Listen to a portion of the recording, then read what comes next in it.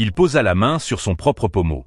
Mais, avant qu'il n'agisse, il remarqua un sourire étrange sur les lèvres de Bernaf. À peine s'en étonna-t-il qu'un bruit sec résonna derrière lui. L'instant d'après, un assassin jaillit de l'une des armures décoratives et plongea sa lame dans le siège où Ghislain était assis. Par réflexe, il bondit de côté et se baissa. Profitant de l'élan de l'homme masqué, il lui asséna un violent coup de pied dans la poitrine. Le corps de l'assassin traversa la fenêtre dans un fracas assourdissant. Amélia et Bernaf restèrent figés de stupeur. Ghislain, la main sur son épée, les toisa. Il ne pouvait croire qu'Amélia, sous un masque de courtoisie, avait orchestré une attaque aussi perfide. Il déclara que leur hospitalité laissait à désirer, puis fondit sur Bernaf. Sa lame siffla, mais le chevalier la bloqua. Le regard glacé, Ghislain lui demanda si le comté avait oublié jusqu'au sens du mot chevalerie. Bernaf, imperturbable, répondit qu'il n'était pas en faute. C'était Ghislain, dit-il, qui avait été le premier à manquer de respect à sa maîtresse en arrivant sans prévenir et en la troublant de ses caprices. Serrant la lame de Ghislain entre ses bras puissants, il ajouta qu'il n'avait pas à faire preuve de politesse envers un tel rustre. Puis, sans attendre, il lança son attaque. Ghislain esquiva souplement. Ghislain bondit en arrière et projeta Bernaf d'un coup de pied, ouvrant un espace brutal entre eux. Le chevalier avait entendu dire que ce garçon n'était qu'un beau parleur, incapable de soutenir ses menaces par des actes. Pourtant, l'adversaire qui se dressait devant lui n'avait rien d'un novice. Amélia, le visage durci par la colère, exigea des explications. Pourquoi son chevalier se battait-il ainsi? Puis, d'un ton implacable, elle lui ordonna de lui rapporter la tête de Ghislain, rappelant qu'il ne pouvait prétendre être son épée sans accomplir ce devoir. Bernaf se mit alors en garde, libérant une vague d'énergie. Il invita Ghislain à avancer. Le jeune homme esquissa un sourire ironique. Comment un simple chevalier d'escorte osait-il lui donner des ordres? Bernaf répliqua qu'il lui rendait en réalité service. Posant un pied en avant, il annonça qu'il agirait comme il l'entendait. À peine ces mots prononcés, il disparut et réapparut devant Ghislain, sa lame fendant l'air. L'héritier, pris de court, évita de justesse le coup, mais une entaille sanglante marqua sa joue. La rapidité de son adversaire le glaça. Sans relâche, Bernaf intensifia ses assauts. Ghislain parvint à les bloquer de justesse. Amélia observait, médusée. Jamais elle n'aurait cru qu'un vaurien comme lui puisse tenir tête à son chevalier. Pourtant, malgré son étonnement, elle demeurait persuadée que Bernaf finirait par l'emporter. Une nouvelle fois, l'acier s'entrechoqua. Bernaf verrouilla l'épée de son adversaire, la coinçant sous son bras, et tenta aussitôt de riposter. Ghislain sourit en reconnaissant la même technique que plus tôt. Il bondit pour répéter la feinte qui lui avait permis de se libérer. Mais cette fois, il échoua. Le corps de Bernaf vibrait de mana. Le chevalier lui asséna que ce genre d'astuce ne fonctionnait pas deux fois. Aussitôt dit, il projeta Ghislain au sol et fondit sur lui. Le jeune homme repoussa la lame de justesse et recula pour reprendre son souffle. Il comprit alors que son adversaire tenait grâce à ce renfort de mana. Bernaf, le regard sévère, admit qu'il n'était pas celui que les rumeurs décrivaient. On ne pouvait juger un homme qu'après l'avoir affronté soi-même. Il déclara que l'escrime de Ghislain n'avait rien de scolaire. Elle ressemblait à une technique née dans le tumulte du combat réel. Avec arrogance, il demanda s'il avait tant lutté contre les barbares qu'il en avait adopté leur style. Puis, d'un geste sec, il fit voler l'arme de son adversaire et affirma que ce genre de méthode ne valait que dans le chaos d'un champ de bataille. Avec un sourire glacé, il conclut que la déviation de Ghislain s'arrêtait là. Celui-ci, haletant, reconnut la difficulté. Les estocs rapides et précis de son ennemi, toujours dirigés vers la tête, troublaient sa perception du temps et des distances. De plus, l'avantage physique de Bernaf rendait tout duel rapproché périlleux. À vrai dire, il n'aurait jamais dû affronter un tel adversaire.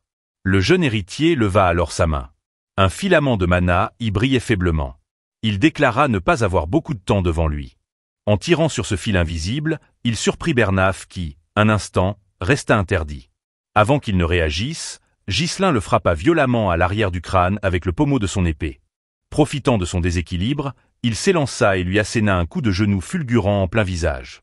Le chevalier chancela, incapable de comprendre comment son ennemi avait pu approcher ainsi. Amélia, alarmée, appela son protecteur. Ghislain leva son arme pour achever son attaque, mais, à sa grande surprise, Bernaf parvint encore à parer le coup et le repoussa. L'héritier, malgré la force du choc, tint bon. Voyant la tournure que prenait l'affrontement, Bernaf pria sa maîtresse de quitter la pièce. Il admit qu'il ne pouvait plus garantir sa sécurité et déclara qu'il allait devoir se battre à pleine force. Ghislain, les yeux glacés, affirma que c'était précisément ce qu'il attendait. Jamais il n'avait rencontré depuis longtemps un adversaire aussi divertissant. La scène glissa dans les couloirs du manoir. Amélia, son chat serré contre elle, fuyait à grands pas. La rage lui brûlait le cœur. Comment Ghislain osait-il la mettre dans une telle situation? Elle se demanda qui avait bien pu révéler à ce fou les secrets de la guilde marchande. Sans aide extérieure, il n'aurait jamais pu en connaître les détails. Elle songea aussi aux rumeurs sur lui, celles qui racontaient qu'il avait abattu des orques et sauvé sa sœur d'assassins. Elle les avait crues exagérées ou dues à la chance. Mais les voir confirmer la glaçaient. Elle tourna à un angle du couloir, cherchant ses gardes. Mais ses yeux s'écarquillèrent, tous gisaient au sol, inertes. Une silhouette encapuchonnée l'attendait.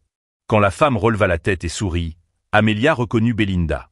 Stupéfaite, elle lui demanda ce qu'elle faisait là. En un instant, la servante fut à ses côtés, une lame glacée posée contre sa gorge. Elle lui intima de se taire. Amélia sentit un frisson d'effroi. Belinda remarqua alors le petit araignée qui ornait encore les lèvres de la jeune noble. Ce n'était pas un bijou, mais bel et bien une véritable bête. La servante la saisit et l'arracha doucement. Avec un sourire énigmatique, elle confia avoir entendu, lors de la cérémonie de fiançailles, le comte de Perdium et le comte Réfold discuter de ce goût étrange. Elle avait appris que les frères et sœurs d'Amélia se moquaient d'elle pour ces araignées qu'elle élevait, et que la jeune fille avait choisi la vengeance pour imposer son image.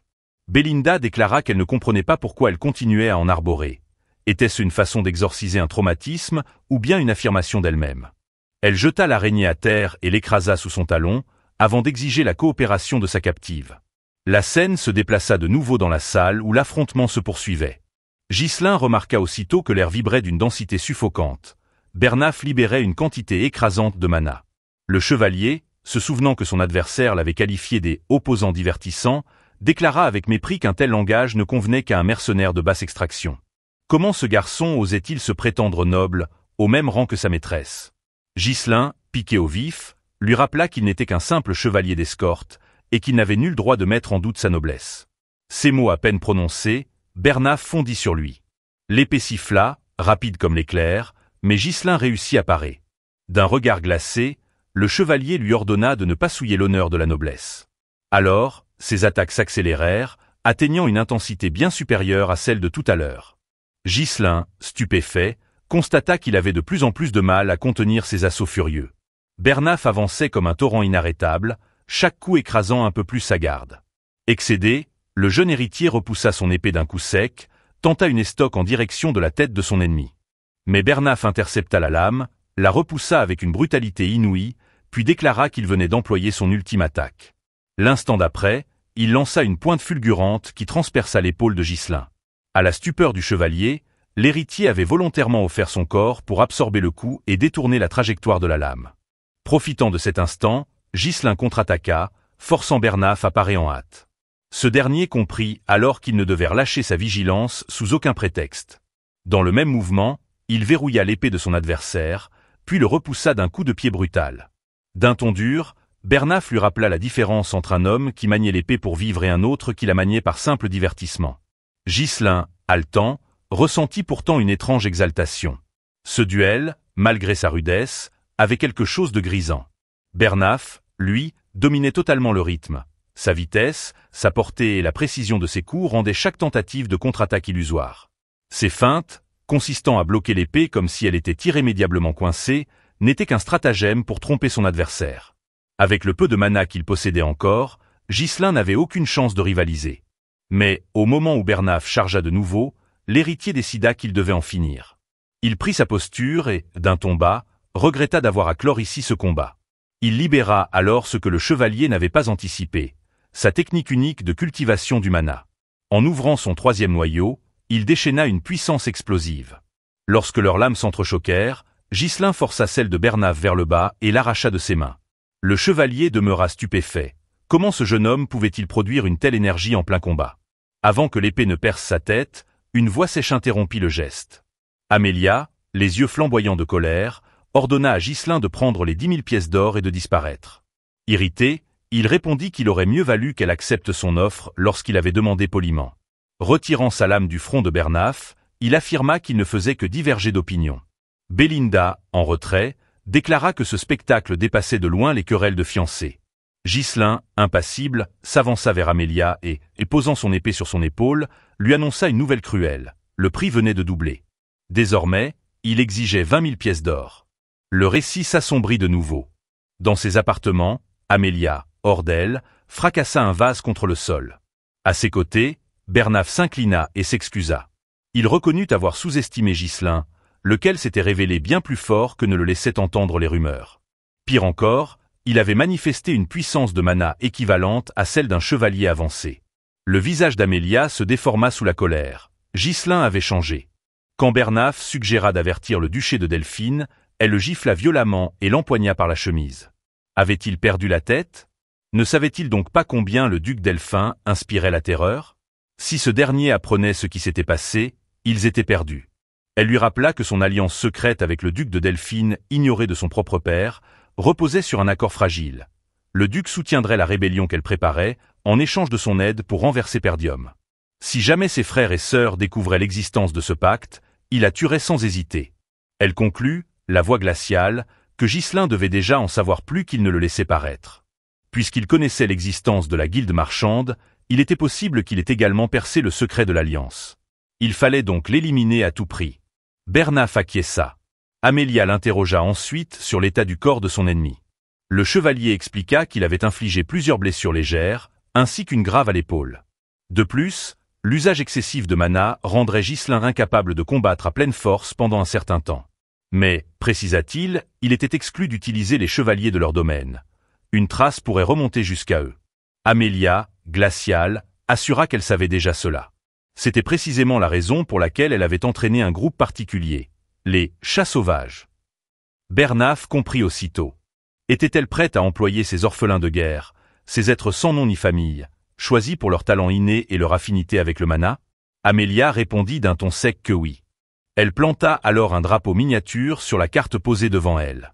Elle ordonna à Bernaff d'y envoyer une douzaine de chats sauvages, uniquement ceux capables de manier le mana. Le lieu choisi était un ravin étroit reliant le territoire de Réfold au comté de Perdium, un endroit reculé, idéal pour une embuscade dont personne ne parlerait jamais. Le chevalier, le regard assombri par la rage, s'inclina. Il promit de préparer les chats sauvages sans délai. Amélia, figée dans sa fureur, observait la carte comme si elle traçait déjà la tombe de son fiancé. Amélia jura de faire payer à Ghislain l'humiliation qu'il lui avait infligée. La scène se déplaça vers l'intérieur d'une calèche où l'on vit Ghislain enrouler un tissu autour de son bras blessé. Notre garçon perçut aussitôt une présence et se demanda si cela ne venait pas d'Amélia. Fergus, inquiet, lui demanda s'il allait bien. Ghislain répondit que les coupures n'étaient pas profondes. Malgré quelques excès, il jugeait avoir bien géré la situation. Les 20 000 pièces d'or obtenues d'Amélia suffiraient à couvrir les fonds nécessaires à la reconstruction de leur territoire, équivalent à plusieurs années d'économie. En vérité, Ghislain aurait voulu la tuer, mais cela aurait inévitablement déclenché une guerre. Il savait qu'il ne pouvait sacrifier la sécurité de ses terres pour un simple caprice. Perdium luttait déjà contre les barbares, et il lui semblait plus sage de se retirer. Connaître l'existence de la guilde marchande Axiom constituait déjà un fardeau suffisant pour Amélia. En enfilant sa veste, il se promit de faire bon usage de cette femme, Amélia. Belinda, remarquant l'assurance de son maître, lui demanda si tout se déroulait comme prévu. Elle se rappela qu'il lui avait ordonné de neutraliser les gardes dès qu'elle entendrait du tumulte et de prendre Amélia en otage à sa sortie. Mais Ghislain expliqua que cette tâche avait été confiée à Fergus. À peine avait-il parlé qu'une douleur fulgurante l'envahit. Belinda et le vieil homme se levèrent d'un bond, tandis que leur maître crachait du sang. Ghislain comprit que ce mal venait du contre-coup lié à l'ouverture de son troisième noyau. La souffrance demeurait moins intense que la précédente fois, mais chaque utilisation de ce pouvoir restait un fardeau. Il savait qu'il devait trouver un moyen d'accroître sa réserve de mana. Alors qu'il réfléchissait, Belinda lui saisit la main et en sortit une longue aiguille imprégnée d'énergie. Elle déclara que le flux de son mana était chaotique, puis enfonça la pointe dans différents points de sa paume. Ghislain, stupéfait, sentit une force s'échapper de son corps. En ouvrant la bouche, il expulsa un souffle chargé d'énergie. À sa surprise, ses circuits entravés s'étaient légèrement ouverts. Il devina aussitôt que cette méthode exigeait une compréhension profonde du mana. Il savait que Belinda n'était pas une simple domestique. C'était sa mère qui l'avait introduite dans la famille. Mais son identité véritable demeurait obscure. Pourquoi une femme d'un tel talent servait-elle comme intendante dans une province reculée? Qu'importe, songea Ghislain. Il lui fallait des gens compétents, car ce qu'il affrontait n'était qu'un début. Belinda assura à son maître qu'elle l'aiderait toujours, car elle lui faisait confiance sans réserve. Elle l'interrogea alors sur la raison de cette somme faramineuse réclamée à Amelia. Ghislain répondit qu'il avait besoin d'or, et qu'Amelia était la seule personne riche à sa portée. Fergus et Belinda furent stupéfaits. Elle s'indigna qu'il ait rompu ses fiançailles pour une telle raison, le prévenant que le comte Réfold ne manquerait pas de la prendre. Ghislain affirma qu'Amelia n'en soufflerait pas mot à son père. Avec un sourire, il rappela à Belinda qu'elle avait dit lui faire confiance. La jeune femme, irritée, exigea de savoir à quoi cet argent servirait puisqu'elle partageait le risque avec lui. Ghislain révéla alors qu'il comptait investir dans la forêt des bêtes. Belinda, bouleversée, écarquilla les yeux. Il lui assura qu'il en ferait sa conquête. Fergus, abasourdi, répliqua que cette entreprise avait déjà été tentée depuis l'époque de son arrière-grand-père. Ghislain lui demanda s'il se souvenait de la requête formulée avant leur entrée au château. Le vieil homme pâlit. L'individu qu'il devait retrouver se trouvait justement à cet endroit, mais il prévint son maître que cet homme n'avait plus toute sa raison. Ghislain répondit que tant qu'il vivait, cela lui suffisait. Il devait partir immédiatement. Belinda tenta de l'arrêter, arguant qu'il n'était pas en état de voyager et qu'il devait rentrer. Ghislain rétorqua qu'Amelia ne les laisserait pas partir vivants après ce qu'ils avaient fait. Belinda affirma qu'elle savait se battre et que Fergus restait un chevalier. Ghislain admit qu'elle était fiable, mais expliqua qu'il lui fallait quelqu'un d'un autre calibre, un vanguard. Avec un sourire, il annonça qu'ils allaient justement le rencontrer. La scène bascula. Le groupe arriva devant une cabane de bois, à la lisière d'une forêt. Belinda observa que l'endroit paraissait abandonné. Fergus confirma que c'était bien l'adresse. Ricardo frappa à la porte. Elle s'ouvrit sur un vieil homme massif, aux cheveux démesurément longs. Il leur demanda qui ils étaient. Tous, sauf Ghislain, restèrent bouche bée. Belinda se rapprocha et chuchota à son maître s'il s'agissait bien de l'homme dont il parlait. Il paraissait trop décrépit pour combattre, à peine capable de survivre jusqu'au lendemain. Ghislain affirma qu'ils étaient au bon endroit. Le vieil homme comprit que leur visiteur était un noble et supposa qu'il s'agissait d'un jeune aristocrate en quête de distraction. D'un ton sec, il lui ordonna de déguerpir. Mais Ghislain l'appela par son titre, l'ancien capitaine des mercenaires de Ratatosk. Il le nomma Gillian. À ce nom, le vieillard se figea, puis tourna vivement la tête avec un regard froid. Ghislain déclara qu'il désirait le rencontrer depuis longtemps.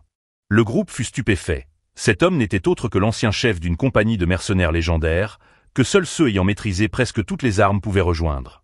Bien que dissoute, leur renommée restait telle que tout chevalier, même à l'étranger, avait entendu leur nom au moins une fois. Soudain, Gillian lança une hache vers Ghislain. La lame trancha son manteau. Le groupe, pétrifié, n'en crut pas ses yeux. Ils dégainèrent leurs armes et se placèrent aussitôt devant leur maître, le visage assombri d'une expression menaçante. Gillian demanda alors à Ghislain d'exposer ses intentions. Belinda, inquiète, supplia son maître de reculer, affirmant que l'homme n'était pas dans son état normal. Ghislain évoqua devant lui quelque chose appelé le châtiment éternel. Gillian en resta stupéfait. Le jeune seigneur lui révéla qu'il connaissait un remède au mal incurable qui rongeait sa fille. Il lui demanda si ces paroles avaient éveillé son intérêt. Forte fièvre, crachat de sang, taches rouges éclatant comme des pétales sur la peau. Le spectacle des malades, tordus par la douleur, rappelait des condamnés soumis à la torture. C'était ainsi que l'étrange mal avait reçu ce nom terrible, le châtiment éternel. Sous le choc, Gillian les invita à entrer dans sa maison. À l'intérieur, une jeune fille hurlait sur un lit défait. Le colosse se précipita pour saisir son enfant, Rachel. En la contemplant, Ghislain comprit qu'il n'était pas trop tard. Dans sa vie passée, Ghislain avait recherché Gillian afin de le recruter, mais lorsqu'il l'avait enfin trouvé, l'homme n'était déjà plus de ce monde. Il avait abandonné toute volonté et mis fin à ses jours dès que sa fille avait rendu son dernier souffle. À la décrépitude de la maison, Ghislain devina que le mercenaire avait vendu tout ce qu'il possédait pour soigner l'enfant. Seules ses armes demeuraient. Rachel, en larmes, supplia son père d'abréger ses souffrances, confessant que la douleur était insupportable. Ghislain comprit qu'il n'avait plus une minute à perdre. Il ôta sa veste et déclara qu'il allait commencer le traitement immédiatement. Mais Belinda posa une main ferme sur son épaule. La peur se lisait dans ses yeux. Elle l'exhorta à partir avec elle, convaincue qu'il affrontait un danger mortel. Elle lui rappela que même les prêtres n'avaient jamais pu soulager ce mal, qu'il qualifiait de punition divine. Elle exigea de savoir ce qu'il comptait faire contre une telle maladie. Ghislain écarta sa main et affirma qu'il pouvait sauver Rachel. Belinda, incrédule, l'appela une dernière fois. Le jeune seigneur se retourna vers elle et lui rappela qu'elle lui avait promis sa confiance. La servante baissa les yeux, se souvenant de ses propres mots. Ghislain sortit alors un parchemin qui lui tendit, lui ordonnant d'acheter toutes les herbes médicinales inscrites. Surprise, Belinda s'exécuta rapidement et revint chargée des ingrédients. Pour des mercenaires errant sans foyer, la connaissance conditionnait la survie. Si le châtiment éternel demeurait incurable en ce temps, Ghislain savait qu'un remède serait découvert dans l'avenir. Le procédé, d'une simplicité trompeuse, avait marqué son esprit. Seul obstacle, le prix exorbitant des composants. L'un d'eux, la bénédiction des fées, se révélait essentiel. Il hacha minutieusement la plante et les herbes, les enferma dans un flacon, puis y versa de l'alcool distillé. Après avoir secoué vigoureusement le mélange et l'avoir laissé reposer, il ajouta les ingrédients restants et remua jusqu'à obtenir un liquide d'un violet lumineux. Enfin, il tendit le flacon à Gillian et lui ordonna de le faire boire à sa fille. Sans autre choix, le mercenaire obéit. Dès que Rachel avala le breuvage, les taches rouges sur son visage commencèrent à s'effacer lentement. L'assistance demeura figée d'incrédulité. Même Gillian, plus que tous, n'en revenait pas. Le remède agissait. Ghislain déclara que tout se déroulait comme prévu. Les lèvres tremblantes, Gillian lui demanda comment il avait accompli l'impossible, affirmant que même la puissance sacrée des prêtres n'y était parvenue. Ghislain répondit que l'énergie divine ne guérissait pas fondamentalement. Elle ne faisait que renforcer la vitalité et stimuler les capacités régénératrices du corps, mais ne détruisait jamais la racine du mal. Les mains du mercenaire se mirent à trembler. Il saisit Ghislain par les épaules et le supplia de lui dire si sa fille serait réellement sauvée. Le jeune seigneur affirma qu'elle guérirait en quelques mois. Abasourdi, Gillian recula, puis s'inclina profondément devant lui. Il lui demanda ce qu'il désirait en échange, conscient qu'un homme ne parcourait pas un tel chemin sans intention. Il déclara qu'il n'avait plus rien à offrir, sinon son corps usé, et qu'il deviendrait son esclave ou son chien s'il le voulait. Ghislain répliqua qu'il n'attendait rien de tout cela. Ce qu'il désirait, c'était le capitaine des mercenaires de Ratatosk. Lorsque Gillian releva la tête, il aperçut dans les yeux du jeune homme d'une lueur de rêveur. Alors il se leva, prit une hache et trancha d'un coup sec sa longue queue de cheval. Le groupe, saisi d'effroi, recula, l'homme n'était plus le même. Sans sa chevelure, il paraissait plus vif, rajeuni, animé d'une énergie nouvelle. Il s'approcha de ses armes et interrogea Ghislain. Y avait-il d'autres compagnons à l'extérieur? Quelqu'un risquait-il de le rechercher? Ghislain répondit qu'il n'était venu qu'avec son groupe. Gillian saisit une lance, y attacha une corde, puis demanda à son hôte s'il comptait de nombreux ennemis. Ghislain admit qu'il en avait déjà et qu'il en aurait bien davantage dans l'avenir. Le mercenaire lança alors sa lance hors de la cabane, brisant le mur de bois, et l'expédia dans la forêt voisine. La corde tendue vibra, puis il ramena l'arme à lui. Lorsqu'elle réintégra la pièce, chacun découvrit qu'elle transperçait la poitrine d'un assassin. L'homme agonisant tenta d'arracher la pointe, mais Gillian le saisit à la gorge et exigea de savoir qui l'avait envoyé. L'assassin, connu sous le nom de Chat Sauvage, demeurait incapable de comprendre comment il avait été découvert. Gillian se tourna vers Ghislain et lui demanda ce qu'il voulait faire de lui. Le jeune seigneur répondit qu'il connaissait déjà l'identité de l'instigateur. Il posa la main sur la garde de son épée, déclarant qu'il ne souhaitait plus s'en servir aujourd'hui. Gillian l'arrêta d'un geste, retenant son bras. Avec un sourire déterminé, il affirma que cette tâche lui revenait. D'un geste sec, Gillian brisa la nuque de l'assassin. Sitôt l'homme à terre, il s'inclina devant Ghislain. Belinda, pétrifiée, contempla la scène avec effroi. L'ancien capitaine venait de tuer sans la moindre hésitation. Elle ne comprenait pas pourquoi son maître désirait recruter un homme aussi dangereux. Puis Gillian posa un genou au sol et jura de confier désormais sa vie entre les mains du jeune seigneur.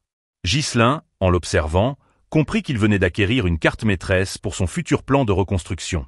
Un sourire se dessina sur ses lèvres, il déclara qu'il se réjouissait de collaborer avec lui. La scène se déplaça vers une cabane perdue au cœur des bois. Là, un trafiquant faisait son rapport à ses compagnons, leur éclaireur avait été tué. La nouvelle provoqua un tumulte, mais une voix glaciale leur intima de se taire. Tous baissèrent aussitôt les yeux devant cet homme, Viego. Les trafiquants s'excusèrent d'avoir élevé le ton. Le capitaine, furieux, rappela que Bernaf leur avait assuré qu'il était impossible pour Ghislain de localiser leur unité de reconnaissance, encore moins de l'anéantir. Il exigea de savoir si l'unité était composée d'imbéciles ou si on leur avait transmis de fausses informations. Tremblant, l'un des hommes finit par avouer que Gillian avait rejoint l'équipe de Ghislain. À cette révélation, Viego se figea, incrédule. Il saisit son subalterne par le cou, le visage déformé par la colère, et demanda s'il en était certain. L'homme, terrorisé, assura qu'il avait vu la scène de ses propres yeux. Alors, un sourire cruel étira les lèvres de Viego. Ainsi, son ancien capitaine se décidait enfin à reprendre les armes. Plus loin, Gillian chevauchait dans les bois, une lourde charrette chargée d'armes attachées derrière lui. Belinda, excédée, se plaignit de l'étroitesse de l'habitacle et s'indigna que l'ancien mercenaire eût jugé nécessaire d'emporter tant d'arsenal. « Vous n'êtes pas marchand d'armes », lui rappela-t-elle, furieuse de devoir même louer une seconde carriole pour transporter tout son attirail. Ghislain, amusé, lui répondit qu'ils avaient de toute façon besoin d'un second véhicule pour installer confortablement Rachel, transportée par Fergus et Ricardo. Quant aux armes, dit-il, Gillian saurait en tirer profit au moment opportun. Pour l'instant, l'important restait d'échapper à la faille. Belinda, soudain plus grave, demanda si l'espion qu'ils avaient capturé avait été envoyé par Amelia. Ghislain confirma. Le regard assombri, la servante lui révéla que le masque de l'homme portait l'emblème des chats sauvages, une guilde de contrebandiers bien implantée à Rayfold. Stupéfait, Ghislain l'écouta détailler. Les chats sauvages s'adonnaient à la contrebande, mais aussi aux assassinats, au trafic de drogue et d'êtres humains. Une engeance infâme, renforcée par de nombreux anciens mercenaires aguerris, et qui disposait d'une véritable puissance armée dans l'ombre. Intrigué, Ghislain lui demanda comment elle détenait de telles informations, alors qu'elle passait ses journées au château. Belinda avoua les avoir apprises avant d'entrer à son service, puis le supplia de se montrer prudent. Les chats sauvages étaient tenaces et ne lâchaient jamais leur proie. Le jeune seigneur sourit. Avec Gillian à leur côté, dit-il, ils n'avaient rien à craindre. À peine eut-il prononcé ces mots qu'une ombre s'arracha du sol derrière la charrette. Des silhouettes bondirent hors de terre, des chats sauvages. Gillian, en alerte, brandit sa hache et son épée. Les assaillants fondirent sur lui. D'un mouvement fulgurant, il trancha la main de l'un, planta sa lame dans la poitrine d'un autre, puis, avant que le premier n'eût repris son souffle, il lui arracha la tête d'un coup brutal. Leurs cadavres s'effondrèrent. Mais aussitôt, d'autres bandits libérèrent des cordages. D'énormes troncs abattus dévalèrent sur le chemin. Belinda cria que les arbres allaient les écraser. Gillian, d'une poigne d'acier, saisit les rênes, ralentit les chevaux et parvint à éviter l'écrasement. Le passage, néanmoins, se trouva bloqué. Ghislain déclara qu'il avait prévu une embuscade. Autour de la charrette, des chats sauvages surgirent, et Viego s'avança. Il héla Gillian par son ancien titre, capitaine des mercenaires de Ratatosk. Gillian, surpris, affirma ne pas comprendre. Mais Viego, empli de rancune, l'accusa d'avoir dissous leur groupe à cause de sa fille, ruinant par la même occasion la vie de ses hommes. Face à ce flot de reproches, Gillian resta silencieux. Viego, persuadé qu'il feignait l'oubli, ordonna à ses hommes d'attaquer. Ghislain, prêt à intervenir, demanda à son nouvel allié s'il avait besoin d'aide. Mais l'ancien capitaine déclina. Le duel, dit-il, concernait son passé. Les lames chats sauvages s'abattirent, mais Gillian couvrit sa gigantesque hache de mana et balaya 4 adversaires d'un seul coup, les réduisant en lambeaux. Les autres se ruèrent à leur tour. Dans une danse macabre, l'ancien capitaine embrocha le premier avec sa hache, égorgea le second de son épée, détourna l'attaque du troisième et le trancha en deux. Viego, loin d'être surpris, constata avec un sourire amer que son ancien chef n'avait rien perdu de sa puissance. Il ordonna à son unité de se diviser en 2 groupes et de l'encercler. Alors, Gillian enfourcha un cheval, brandit une hache encore plus massive et la fit tournoyer dans les airs. Recouverte de mana, l'arme s'abattit sur les rangs ennemis, projetant plusieurs chats sauvages dans un geyser de sang et de cris. L'un des bandits cria qu'il était impossible de s'approcher de lui. Un autre suggéra de viser plutôt le cheval. Mais avant même qu'il ne puisse s'élancer, Gillian attacha une corde à sa hache et la fit tournoyer autour de lui. D'un seul coup circulaire, il déchira les corps de ses adversaires. Belinda, pétrifiée, contempla ce carnage avec stupeur. Sitôt ses hommes éliminés, Viego se rua sur lui. Gillian brandit un bouclier. Ayant senti l'énergie meurtrière de son adversaire, il intercepta son assaut. Viego gronda qu'il ne devait pas se mettre en travers de sa route, lui qui avait déjà ruiné sa vie. Le regard chargé de haine, il promit à son ancien capitaine de l'abattre de ses propres mains. Il dégaina alors 3 lames et les lança vers le cheval. L'animal, transpercé, s'effondra dans un hennissement de douleur. Avant de perdre l'équilibre, Gillian bondit au sol. À peine avait-il touché terre qu'une lame jaillit devant lui. D'un geste prompt, il tira sa hachette et bloqua l'attaque. Il déclara à son adversaire qu'il n'était plus le capitaine des mercenaires de Ratatosk. Puis, aussitôt, il enfonça son bouclier dans les côtes de Viego. Ce dernier recula, furieux, exigeant qu'il cessât ses mensonges. Gillian, recouvrant sa hache de mana, répondit d'une voix ferme qu'il avait rejeté son passé et qu'il n'était plus que le subordonné de Ghislain. Ces mots mirent Viego hors de lui. Il chargea, jurant qu'il le tuerait coûte que coûte. Le choc des armes résonna. La lame de Viego s'enfonça dans le bouclier de son ancien capitaine. Viego rugit contre Gillian, disant qu'après son départ, la compagnie s'était dissoute. Il confessa qu'il avait perdu tout but et n'avait plus survécu qu'entraînant une vie misérable. Gillian repoussa la lame et balaya l'air de sa hache. Viego esquiva de justesse en se jetant au sol et riposta d'un coup de pied, brisant le bouclier de bois. Puis il cracha sa rancune.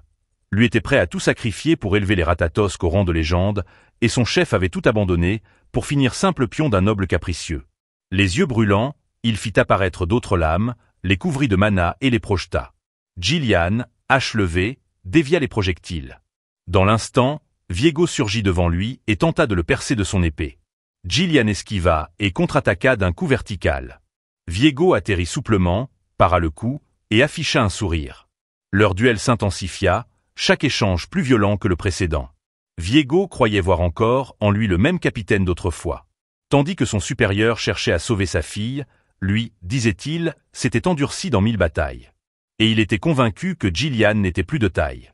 D'un bond, il passa au-dessus de son ancien maître, retomba derrière lui et, d'un revers de pied, renvoya vers lui les 3 lames bloquées plus tôt. Gillian, cuirassé, encaissa l'impact. Viego fondit sur lui aussitôt. Mais Gillian, devinant l'attaque, balança sa hache en arc. Viego esquiva d'un saut, se rua de nouveau et déclara que tout était terminé. Alors, Gillian recouvrit sa main de mana et saisit la dague de son adversaire à main nue. Viego demeura stupéfait. Jamais il n'avait cru que son ancien capitaine pût retenir une lame ainsi. Gillian lui demanda si sa vengeance n'était motivée que par la haine. Sans attendre de réponse, il abattit la tête de sa hache sur son visage. Le choc projeta Viego contre un arbre. Essoufflé, Gillian affirma qu'il ne le comprenait pas. S'il avait réellement voulu se venger, il avait eu 1000 occasions. Pourquoi n'était-il pas venu plus tôt? Viego éclata de rire. Il révéla qu'il avait cherché autrefois, mais qu'il n'avait trouvé qu'un vieillard brisé, indigne d'être tué. Le regard empli de rage, il exigea de savoir où avait disparu le Gillian qu'il admirait autrefois. Alors, l'ancien capitaine jeta la dague à terre et lui ordonna de la ramasser.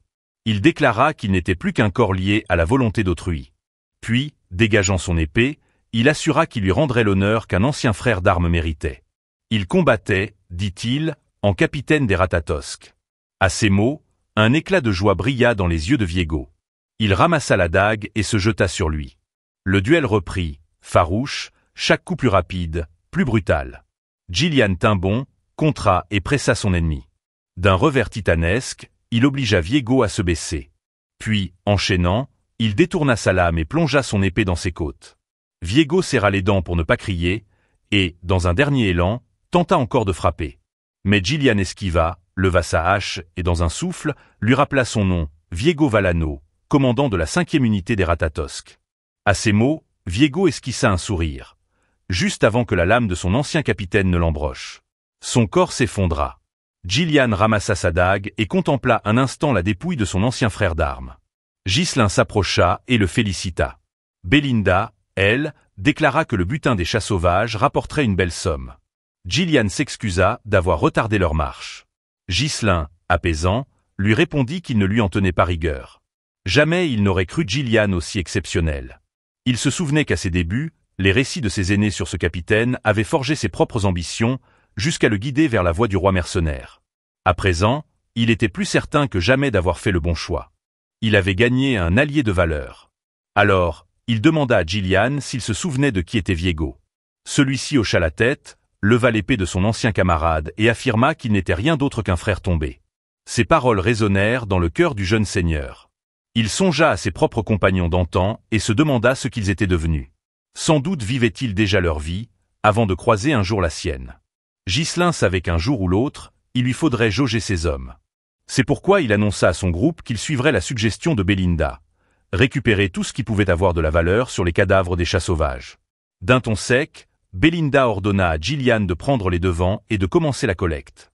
L'homme la toisa, lui rappelant qu'il n'était pas son subordonné. 2 jours passèrent. La petite troupe franchit enfin les frontières du territoire de Perdium. Belinda poussa un soupir de soulagement en apercevant les murailles de la cité. Gillian, les yeux plissés, observa l'horizon et demanda à son maître si cette ville était bien Perdium. Ghislain acquiesça. Dans son cœur, il ressentit une étrange chaleur. Autrefois, lorsqu'il avait fui le château, il s'était persuadé qu'il pourrait toujours revenir ici. Gillian détailla longuement les terres du comté. Ghislain lui demanda s'il les trouvait à son goût. Surpris par la question, l'homme répondit avec une gêne perceptible que le comté lui paraissait magnifique. Mais Ghislain, d'un ton amer, le détrompa. Selon lui, Perdium était misérable. Les maisons, délabrées, n'avaient jamais été rénovées. Les champs, laissés en friche, manquaient cruellement de bras car les paysans avaient été arrachés à leurs terres pour servir de chair à canon. Gillian confirma qu'il avait entendu dire que Perdium était constamment en guerre contre les barbares du Nord, mais la situation dépassait ce qu'il avait imaginé. Ghislain déclara alors qu'il réglerait un à un ses problèmes. Pour cela, il aurait besoin de la force de Gillian. Belinda et l'ancien capitaine le dévisagèrent, stupéfaits. Le jeune seigneur savait déjà que la lutte serait longue. Il s'agissait d'anéantir tout ce qui restait de l'influence du duc d'Elphin et de protéger ce qui devait l'être. Il jura de relever cette terre, quoi qu'il lui en coûte. Lorsqu'ils pénétrèrent dans le comté, Belinda poussa soudain un cri. Elle supplia son maître de lever les yeux. Ghislain, intrigué, aperçut une silhouette. Dans la clarté du jour, se dessinait un homme en armure, un manteau jeté sur l'épaule. Son père. Au château de Perdium, dans la salle du conseil, plusieurs hommes débattaient avec le comte. Celui-ci, d'une voix grave, proposa de réduire leurs effectifs militaires. Tous s'indignèrent. L'un déclara qu'il serait impossible de tenir les lignes de front dans ces conditions. Un autre suggéra de demander davantage de soutien à la maison Réfold. Mais l'administrateur général, Aumerne, les détrompa. Ce sont justement les Réfold qui avaient diminué les fonds. Ils rassemblaient leurs propres troupes, amassaient vivres et soldats. Le chevalier présent, Randolph, capitaine de l'ordre, en resta bouche bée. Albert, le trésorier à la barbe fournie, rappela qu'il fallait absolument reconstruire la garnison de la forêt des bêtes, détruite partiellement lors de la dernière bataille contre les orques. Réduire encore leurs forces serait suicidaire. Ghislain observa ces querelles sans surprise. Il connaissait bien ces visages. Randolph, l'inflexible capitaine, Albert, l'avare trésorier, Aumerne, l'administrateur calculateur. Et lui, debout, retrouvait son père, Doualté Perdium. Cela ne faisait que quelques mois qu'il avait quitté comme jeune héritier, mais pour lui, en tant que roi mercenaire revenu d'un autre temps, c'était comme plusieurs décennies. Il l'appela doucement, et l'accueillit comme on salue un absent revenu au foyer. Doualté le considéra avec étonnement. Dans son enfance, Ghislain n'avait jamais supporté cet homme froid et sévère. Mais aujourd'hui, son regard avait changé. Il distinguait les marques d'épuisement, les lourds fardeaux invisibles qui ployaient les épaules du comte. Il comprenait enfin ce que signifiait porter la charge d'un domaine. Le comte reposa sa tasse de thé et s'adressa à lui. Il avait appris que son fils avait quitté le château durant une semaine. Ghislain répondit qu'il s'était rendu chez les Réfold. Son père lui demanda s'il n'avait pas causé d'ennui. Le jeune homme assura que non. Albert intervint, fronçant les sourcils. Il avait entendu dire que Ghislain avait vaincu Kane en duel et empoché une somme. Il doutait pourtant de cette rumeur et lui demanda s'il n'était pas allé à Réfold pour jouer. Ghislain s'irrita de voir réduit à de vulgaires jeux d'argent, ce qui avait été en réalité une affaire d'investissement avec Amélia. Aumerne, sérieux, l'exhorta à réfléchir avant d'agir, rappelant qu'il deviendrait bientôt l'héritier du comté. Ghislain, impassible, répondit qu'il comprenait et qu'il ne fallait pas s'inquiéter. L'administrateur, agacé de tant d'indifférence, en fut encore plus inquiet. Le comte, d'une voix ferme, mit fin aux remontrances. Il déclara avoir entendu dire que son fils avait causé du remue-ménage en son absence. Ghislain, intrigué, demanda de quoi il parlait. Son père précisa. Était-il vrai qu'il avait exécuté Jamal et Philippe, les chevaliers qui avaient tenté de vendre Helena? Le jeune homme fut surpris qu'on accordât encore de l'importance à ces traîtres. Randolph protesta aussitôt. Il était impossible que Ghislain les eût tués seuls. Selon lui, les deux chevaliers avaient dû s'entretuer et Ghislain n'avait fait que porter le coup de grâce. Derrière ces mots, Ghislain comprit l'amertume du capitaine. Même traître, voir deux de ses pairs tomber sous la main d'un jeune maître restait une humiliation. Alors, pour éviter tout conflit, il valida la version inventée par Randolph. Ce dernier, triomphant, déclara qu'il le savait bien. Mais contre toute attente, Doualté félicita son fils. Ghislain en resta interdit. Son père ne s'attardait pas sur la manière. Seul comptait la survie d'Helena. C'était le premier compliment qu'il recevait jamais de lui. Touché, Il annonça qu'il avait une requête à formuler. Doualté, surpris, le regarda en silence. Mais Homerne, soupçonneux, l'interrompit, persuadé qu'il allait demander de l'argent. Randolph renchérit, le visage fermé.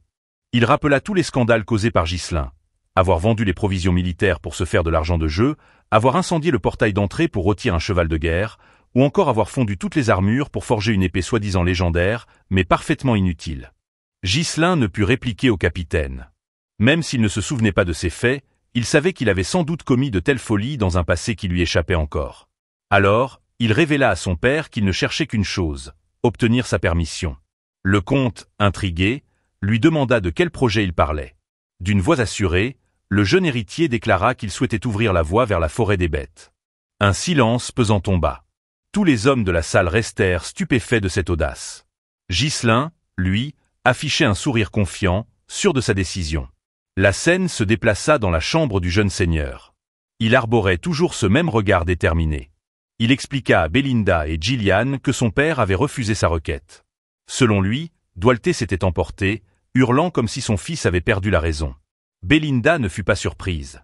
Elle rappela calmement à son maître que c'était prévisible. Cette forêt grouillait de monstres. Rien n'était à gagner à s'occuper de tels abîmes. Ghislain se tourna vers Gillian et lui demanda s'il avait entendu parler de son projet. L'ancien capitaine confirma. Il avait appris que son jeune maître comptait entreprendre l'exploration de la forêt des bêtes avec les fonds reçus d'Amélia. Puis, il précisa que cette forêt n'était autre qu'une terre maudite, un cimetière d'hommes d'où nul n'était jamais revenu vivant. Son nom même résonnait dans les autres régions comme une légende sinistre. Un sourire étira les lèvres de Ghislain. Oui, il connaissait la réputation du lieu, mais il savait mieux que quiconque qu'il n'y avait, en apparence, rien à y gagner. Il se leva, marcha vers la porte et déclara qu'il était temps de se mettre en route. Belinda, inquiète, lui rappela qu'il n'avait pas l'accord du comte. Comptait-il malgré tout poursuivre? Le jeune seigneur se retourna et expliqua que la permission n'avait été qu'une formalité de courtoisie. En réalité, il n'en avait nul besoin. Il devait accomplir cette tâche. Belinda, déconcertée, insista. Pourquoi tenait-il tant à ce lieu? Que espérait-il y trouver? Ghislain se contenta de promettre qu'il le lui révélerait plus tard. Pour l'heure, il devait garder le secret. Car s'il parlait, les rumeurs se propageraient et son plan s'effondrerait. Il songeait déjà à l'avenir. S'il parvenait à revendiquer cette forêt, il mettrait la main sur des richesses incommensurables. Car il savait ce que personne d'autre n'imaginait. À l'orée de la forêt des bêtes dormait une gigantesque veine de Rinston. Ce minerai rare, né de la fusion entre la roche et le mana, était recherché avec frénésie par les mages. On l'utilisait pour les barrières, les cercles magiques, les parchemins d'incantation, l'alchimie, et toute recherche liée au pouvoir de la magie. Dans son autre vie, c'était le duc Delphin qui en avait fait la découverte. Désormais, ce secret n'appartenait qu'à lui. Belinda, incapable de percer les véritables intentions de son maître, finit par abandonner la discussion. Elle savait qu'il avait un plan. Gillian, quant à lui, s'inclina, il suivrait les ordres. Ghislain demanda alors à Belinda de se rendre au plus proche guilde et d'engager 200 mercenaires. La jeune femme, abasourdie, ne pouvait croire qu'il songeait déjà à dépenser sans retenue l'argent pour lequel il avait risqué sa vie. Gillian s'interposa, grave. Était-il vraiment sûr de lui? Les mercenaires, dit-il, formaient une engeance brutale et incontrôlable. Trop nombreux, ils pouvaient se retourner contre leur employeur et le dépouiller de tout. Ghislain admit qu'il avait raison, mais expliqua qu'il n'avait pas l'intention d'engager n'importe qui. Ils iraient eux-mêmes choisir les plus utiles. Intrigué, Gillian lui demanda de préciser sa pensée.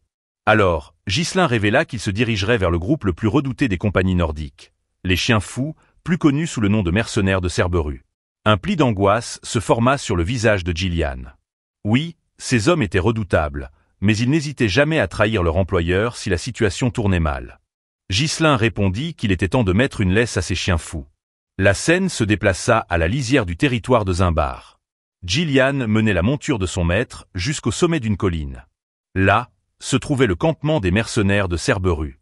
L'un d'eux, posté en éclaireur, les aperçut de loin. Il prévint son camarade que 2 hommes approchaient.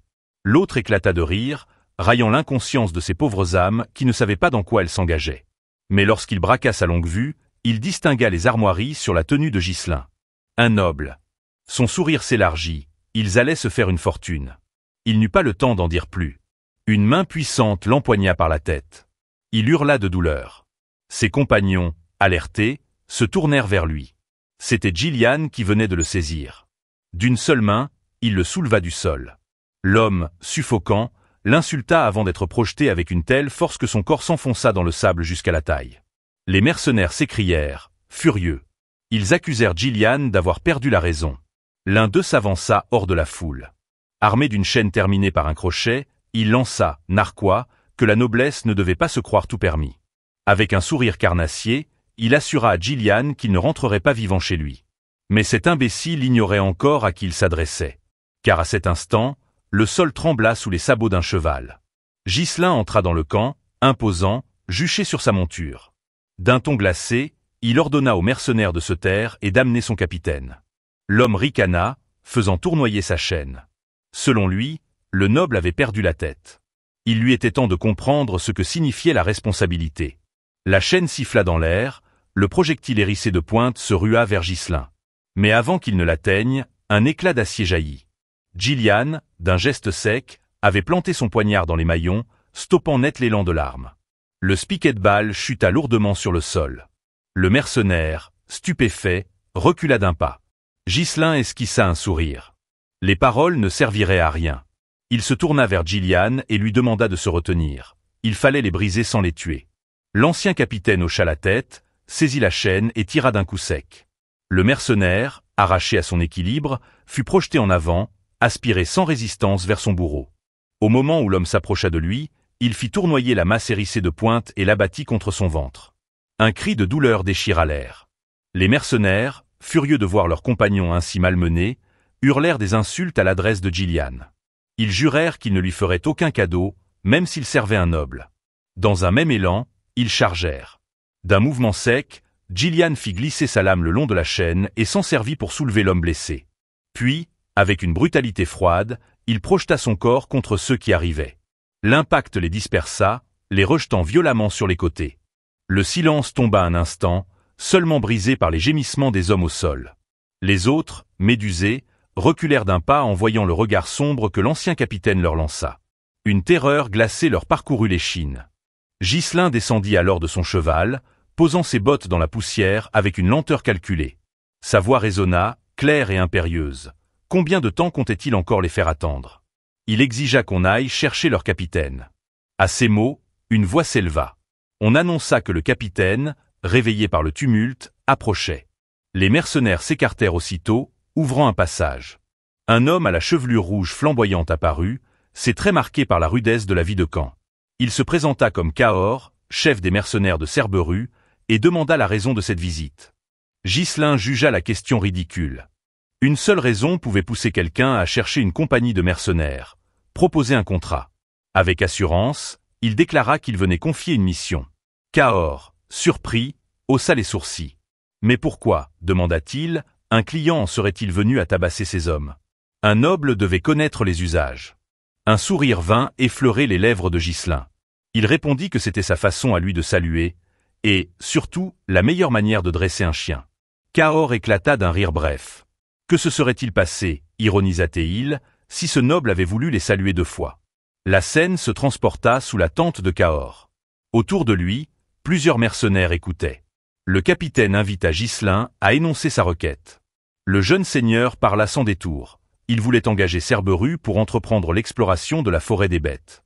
Un murmure parcourut l'assemblée. Les hommes, stupéfaits, échangèrent des regards incrédules.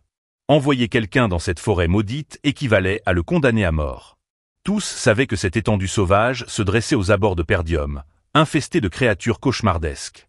Cahors, amusé, demanda à Ghislain quel genre d'homme il fallait être pour songer à troubler pareil entre de ténèbres. Le jeune héritier se présenta alors. Il était le jeune seigneur de Perdium. Cette révélation déclencha un tonnerre de rire. Ainsi, les rumeurs disaient vrai. L'héritier de Perdium n'était rien d'autre qu'un insensé. Cahors, reprenant son sérieux, le toisa avec mépris. Il affirma que Ghislain ignorait tout de cette forêt, élevé qu'il avait été dans une serre de verre. Ce lieu n'était pas fait pour un novice. Il coupa court, annonçant que la négociation prenait fin. À son signal, ses hommes dégainèrent leurs armes. Gillian leva aussitôt sa hache, prêt à défendre son maître. Mais Ghislain, implacable, lança à Cahors une question cinglante. Avait-il peur? Le capitaine, piqué au vif, resta interdit. Avec un calme glacé, le jeune seigneur ajouta qu'il était déçu. On vantait les talents des Cerberus, mais il n'y voyait que des imposteurs. Cahors, irrité, planta son pied sur la table et rappela qu'ils étaient mercenaires, et qu'aucun mercenaire n'acceptait une tâche sans récompense digne de ce nom. Ghislain répliqua d'un ton sec que seuls les faibles cherchaient des excuses. La colère envahit le capitaine. L'ambiance était corrompue, déclara-t-il, et cet enfant insolent ne lançait que des provocations pathétiques. Il ajouta qu'il n'était même pas digne d'être tué. Il consentirait seulement à le laisser repartir, à condition qu'il paie pour le désordre causé. Ghislain refusa catégoriquement.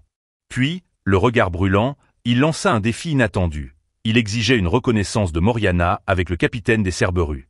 Un silence choqué tomba. Gillian lui-même en resta interdit. Les mercenaires échangèrent des regards troublés. Cahors éclata de rire, incrédule. Savait-il seulement ce que cela signifiait? Ghislain affirma que oui, le sourire aux lèvres. La reconnaissance de Moriana était une tradition barbare, un duel rituel entre mercenaires. Deux hommes, un seul poignard chacun, une main attachée à celle de l'autre, et l'interdiction d'user de mana. Dans ce cercle restreint, le moindre faux pas signifiait la mort. Souvent, le vainqueur lui-même ne survivait pas à l'affrontement. Mais la règle la plus absolue était celle-ci. Le perdant devait reconnaître sa défaite et se soumettre entièrement au vainqueur, devenant son chien. Refuser ce défi revenait à admettre sa faiblesse. Cahors se mit à rire comme un fou, trouvant cette audace presque insensée. Avec un sourire inquiétant, il annonça à ses hommes qu'un noble voulait jouer selon leurs règles. Les mercenaires se mirent à ricaner, impatients d'assister au spectacle. Peu après, tous se rassemblèrent à l'extérieur. Ghislain et le capitaine, bras liés, reçurent chacun un poignard. Cahors ôta sa veste. Les hommes, surexcités, acclamaient leur chef, l'exhortant à abattre l'insolent noble. Cahors, convaincu que Ghislain avait simplement entendu parler de ce rituel et s'était lancé dans une folie qu'il regretterait, l'attira vers lui avec un sourire confiant. Il révéla qu'il avait déjà combattu ainsi 5 fois. Ghislain, sans se départir de son calme, répliqua en le tirant à son tour, son regard rempli de mépris. Il avait fait plus d'une centaine de fois. Cahors en resta stupéfait. Le signal fut donné. Les deux hommes s'élancèrent. Les dagues s'entrechoquèrent, fendant l'air, manquant de peu la chair de l'autre. Les premiers échanges furent rapides, tranchants, mais sans issue. Ghislain intensifia son assaut. Le capitaine para de justesse, tenta de l'attirer contre lui pour le frapper dans le dos. Mais le jeune seigneur, vif, esquiva, inclinant la tête pour faire dévier la lame meurtrière. Ghislain profita de l'ouverture et lança une attaque fulgurante. Cahors parvint à l'esquiver et l'attira brutalement contre lui avant de lui asséner un violent coup de pied à la jambe. Le jeune seigneur ressentit la puissance du choc, mais un sourire vint effleurer ses lèvres. Le mercenaire, surpris, admit que son adversaire se défendait mieux qu'il ne l'aurait cru. Il lui semblait pourtant inconcevable que ce garçon ait réellement participé à une centaine de reconnaissances de Moriana, un rituel que bien peu d'hommes vivaient une seule fois dans leur existence. Cahors, moqueur, se rua de nouveau sur lui conseillant de rendre ses mensonges plus crédibles. Cette fois, il ne lui laissa pas la moindre ouverture. Les mercenaires de Cerberus, hilars, l'encourageaient à tuer ce noble imprudent. Mais lorsque Gillian leur lança un regard noir, leur enthousiasme s'éteignit aussitôt. L'ancien capitaine savait pourtant que le combat n'était pas à l'avantage de son maître. Le cercle où ils s'affrontaient n'était guère plus large que le corps d'un homme allongé. Les règles, interdisant l'usage du mana et de la force spirituelle, condamnaient les combattants à ne s'appuyer que sur leurs muscles et leur endurance. À cela s'ajoutait l'entrave des poignets liés et la différence de gabarit, qui rendait chaque esquive plus difficile pour Ghislain. Cahors profita d'un instant pour le saisir et l'écraser au sol, puis abattit son poignard vers lui. Ghislain roula vivement, évitant de justesse la lame, et se réceptionna de l'autre côté du cercle. Mais en se redressant, il sentit une douleur sourde lui vriller la jambe, celle-là même qui avait encaissé un coup plus tôt. Sans protection de mana, les blessures s'accumulaient inexorablement. Cahors, remarquant la pâleur de son visage, ricana. Il lui demanda s'il atteignait déjà ses limites, avant de multiplier les assauts avec une férocité accrue. Pourtant, même en vacillant, Ghislain résistait. Cahors, en l'observant, reconnut que ce noble possédait au moins plus de cran que les autres qu'il avait rencontrés. Mais il restait persuadé qu'il n'était pas habile, seulement tenace. À ses yeux, son adversaire se contentait de détourner la lame lorsqu'il le pouvait, ou d'absorber les coups les moins dangereux avec son corps. Mais dans un duel de Moriana, cette stratégie conduisait à une mort certaine. Les blessures s'accumulaient, et le corps finissait par céder. Avec un sourire cruel, Le capitaine fit tournoyer son poignard et se jeta de nouveau sur lui. Ghislain para le coup de justesse. Cahors tenta alors de frapper sa tête, mais le jeune homme baissa la nuque pour l'esquiver. Il riposta d'un mouvement ascendant, mais sa lame fut déviée. Son adversaire le cloua de nouveau, l'attaquant de la jambe. Ghislain, contraint de bloquer avec son membre déjà meurtri, étouffa un grognement de douleur. Cahors crut la victoire acquise. Il leva son arme, prêt à lui porter le coup final, tandis que ses hommes exultaient. Gillian, la main crispée sur le manche de sa hache, était sur le point d'intervenir. Mais à cet instant, Ghislain sourit. D'un brusque mouvement, il s'accroupit et esquiva le poignard. Cahors, stupéfait, le vit ressurgir derrière lui. Dans le même souffle, le jeune seigneur entailla ses côtes. Les mercenaires, tout comme Gillian, restèrent pétrifiés. Fou de rage, le capitaine contre-attaqua. Mais Ghislain, plus agile qu'on ne l'aurait cru, plongea à nouveau et lacéra sa poitrine. Les hommes de Cerberus n'en croyaient pas leurs yeux. Leur chef, celui qui dominait l'échange par sa force, venait d'être touché 2 fois. Ils crièrent à Cahors de montrer à ce noble ce qu'était un véritable mercenaire. Le combat s'intensifia. Le poignard du capitaine fendit l'air vers le crâne de Ghislain, mais celui-ci s'abaissa, jaillit vers le haut et heurta son visage de son épaule. Enchaînant sans répit, il lui martela la figure de coups de poing serrés autour du manche de son arme.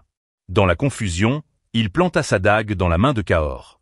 Le capitaine, stoïque, ne cria pas, mais son regard s'embrasa d'une fureur nouvelle. Et pourtant, quelque chose avait changé. Là où, quelques instants plus tôt, Ghislain semblait ployé sous la puissance brute de son adversaire, il paraissait désormais le dominer avec une aisance déconcertante. Gillian comprit enfin. En cherchant à écraser son adversaire par la force, Cahors raidissait ses muscles, perdant sa souplesse et sa vitesse. Ghislain, lui, ne s'opposait pas à son élan. Il se détendait, absorbait la force et la redirigeait pour créer son propre rythme. Cahors, haletant, refusait d'admettre sa défaite. Ses hommes l'exhortaient à cesser de jouer. Ghislain le félicita pourtant pour sa ténacité. Peu de combattants, dit-il, résistaient à la tentation de briser les règles et d'user du mana. Cahors, piqué, répliqua qu'il avait gagné sa place de capitaine grâce à ce rituel, et que ceux qui trichaient n'avaient pas d'avenir dans leur monde. Mais il ajouta aussitôt, un sourire en coin, que la victoire ne dépendait pas seulement de la force. Dans la reconnaissance de Moriana, un simple pas hors du cercle équivalait à une défaite. Profitant d'un moment, il saisit Ghislain et tenta de le projeter hors des limites. Le corps du jeune homme bascula, sa jambe effleurant presque la frontière.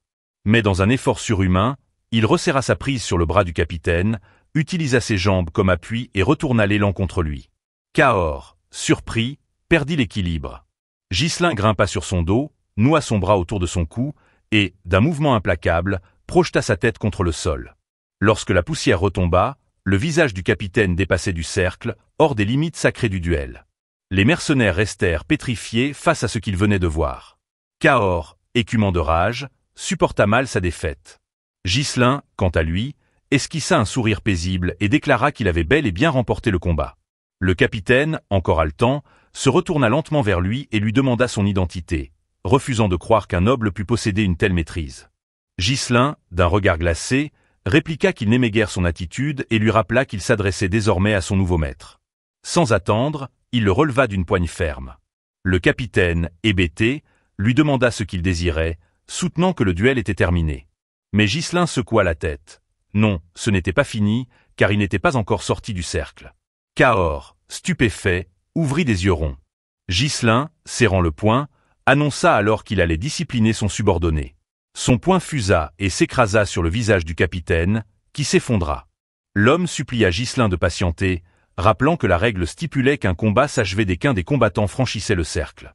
Mais Ghislain lui asséna un autre coup et lui demanda s'il comptait respecter les règles sur un véritable champ de bataille. Le capitaine, furieux, l'insulta, jurant qu'un noble ne devait pas se comporter ainsi. D'un ton grave, Ghislain lui ordonna de ne jamais répondre à son maître. Cahors le traita de fou. Mais son poing rencontra à nouveau son visage, et Ghislain continua sans relâche, son poing maculé du sang de l'homme. Autour d'eux, les mercenaires s'agitèrent, mécontents de voir leur capitaine ainsi réduit à néant. Ils pensaient que le jeune noble allait l'épargner, puisqu'il avait gagné le pari. Mais Cahors, la voix brisée, le supplia d'arrêter. Ghislain, le regard toujours aussi glacial, le releva une nouvelle fois et lui rappela qu'il n'était pas encore hors du cercle. Cahors, terrifié, se tourna vers ses hommes, le visage enflé et tuméfié, et leur demanda s'ils allaient vraiment rester là sans agir. Il leur ordonna de tuer Ghislain. Les mercenaires dégainèrent leurs épées. Mais avant qu'ils n'avancent, Gillian brandit sa hache. Sa voix résonna, tranchante comme l'acier. Quiconque oserait interférer avec la discipline imposée par son maître mourrait sur le champ. Le ton ne laissait place à aucun doute. Tous se figèrent. Cahors, tremblant comme un chien battu, finit par se tourner vers son nouveau maître. Ghislain lui demanda froidement s'il en avait fini. Le poing du jeune homme s'abattit de nouveau. Le capitaine rit nerveusement, un rire de peur. Il savait qu'il avait commis une grave erreur. Propulsé en arrière, il réalisa que jamais un noble ne l'avait mis dans un tel état. Tous ceux qu'il avait rencontrés n'étaient que des porcs vaniteux, arrogants ou lâches. Il aimait leur soutirer leur argent par la peur, et c'est ainsi qu'il avait gagné le surnom de « chien enragé ». Mais à présent, ce chien enragé recevait une correction d'un gamin qu'il avait méprisé. Les mercenaires, inquiets, observaient leur capitaine réduit à l'état de loques, impuissant face à la situation. Ghislain, le souffle court, examina le corps de Cahors. Il se demanda s'il en avait fait assez. Puis il lança un ordre d'une voix ferme, qu'on lui apporte de l'eau, des bandages et une serviette. Les hommes, abasourdis, échangèrent un regard. Ghislain leur rappela que, sans soins rapides, leur capitaine mourait. Secoués, ils obéirent. À cet instant, Gillian comprit que son maître venait d'imposer son autorité par la seule méthode valable dans le monde des mercenaires, la force brute. Dans cet univers où les poings valaient plus que la loi, Ghislain venait de graver sa position dans leurs esprits. La scène suivante s'ouvrit sur Cahors, assis dans une chaise, le corps enveloppé de bandages.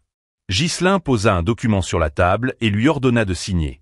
Le capitaine fixa un instant le papier, puis son regard croisa celui de son maître. Il comprit qu'il n'avait pas le choix. Il prit sa plume et signa.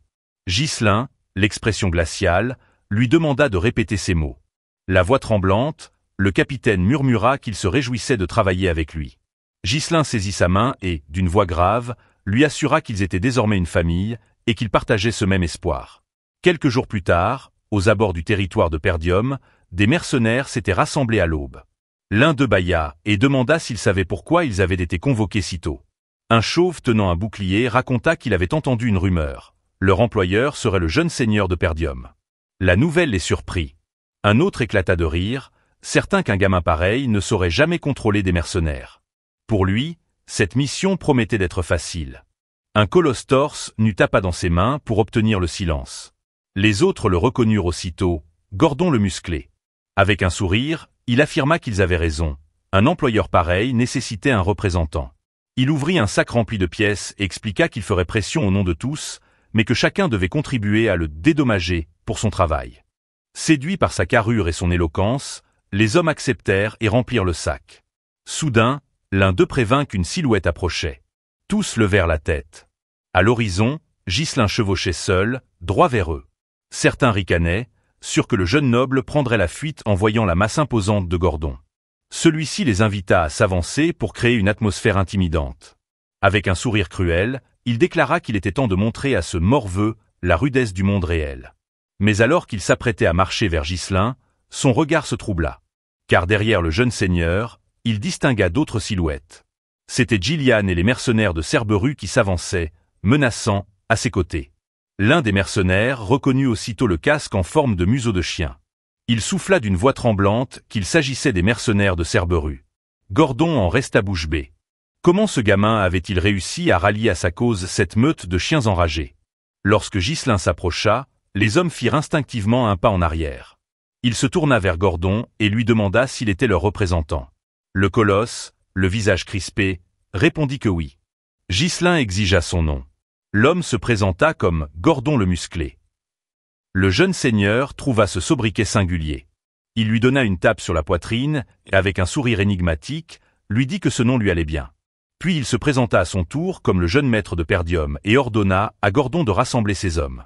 D'un ton ferme, il annonça que l'expédition pour ouvrir la voie dans la forêt des bêtes allait commencer. Un héros n'est rien sans ceux qui croient en lui. Commente, like et partage pour qu'on écrive cette épopée ensemble. À très vite. Et d'ici là, restez au tap.